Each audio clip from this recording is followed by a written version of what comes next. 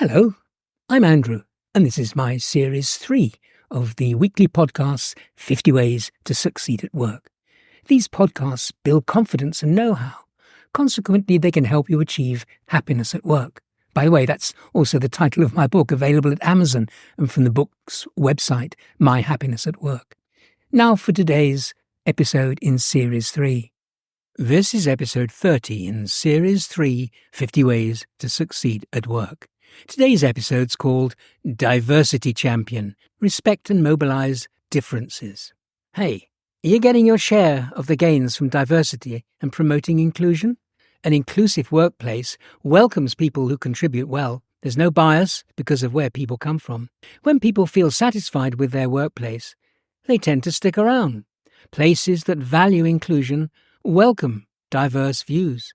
There's room to question and even challenge decisions. Try and build diversity and inclusion, or D&I, into your work approach, and then you'll reap the benefits that others may never see. Low levels of diversity and inclusion can indicate a need for more creativity. For example, groupthink happens when people have the same cultural background, skill set, and professional experience to such an extent that there's narrow thinking, which kills valuable options, blinds people to significant risks, and rejects sensible solutions. In contrast, D&I thinking can actively improve risk handling by imagining previously rejected scenarios and promoting fresh thinking by both individuals and an entire team. D&I at work is a journey, not a single destination. Treat this journey as necessary for your work success. However, gaining the full benefits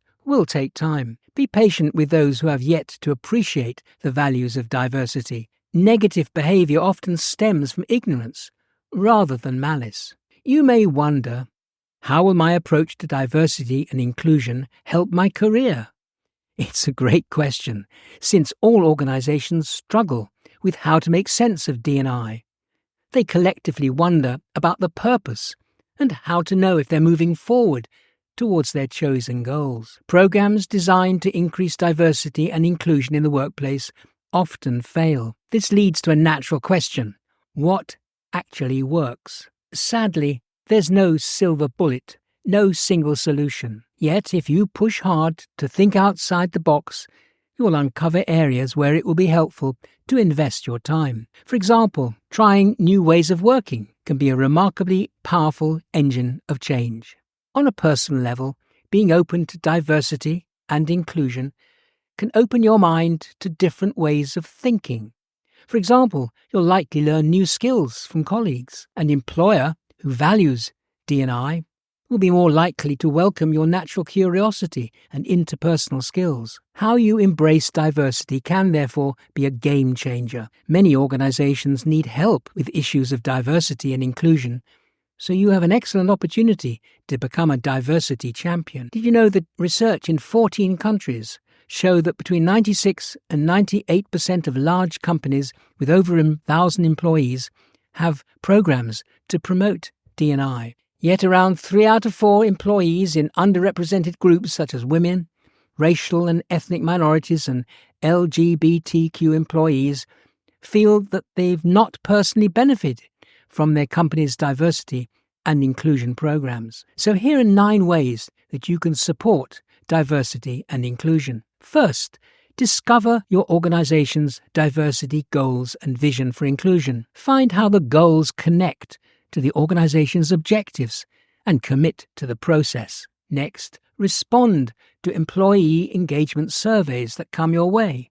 Be as open and honest as possible. Another way is to join internal groups that organize diversity-related events and activities.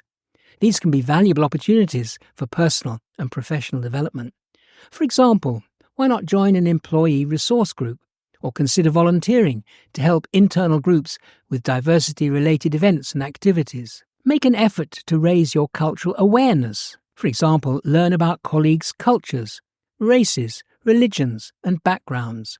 Ask them to share some of their customs and practices. Your seniors almost certainly know that they need to focus on D&I. And look around your workplace. Millennials make up probably more than 75% of the workplace.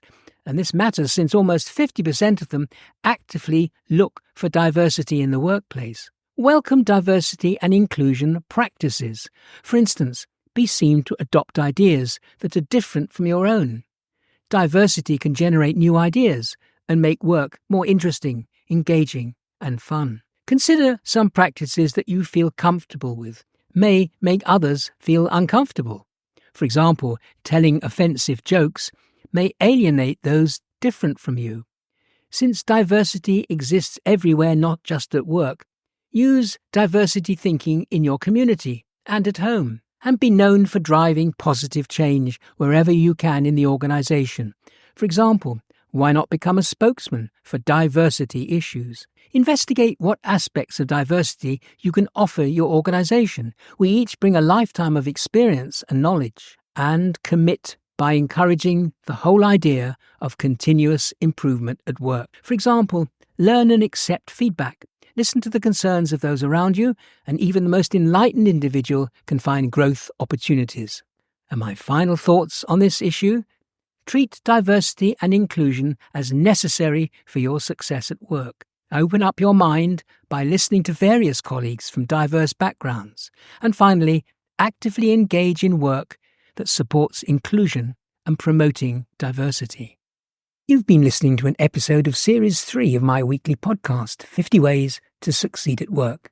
You can hear the other podcasts at the 50ways.site, that's 50.site. There are nearly 100 titles, and you can search for any issue that interests you. If you have any questions, you can always drop me a line from there. Also, check out my book, Happiness at Work. It's packed with great stories, compelling advice, and suggestions for tackling real issues that you can encounter at work. It's at Amazon or at the book's website, myhappinessatwork.com. There's also an audio version if you prefer listening. Join me next week for another unmissable episode in Series 3. Bye for now.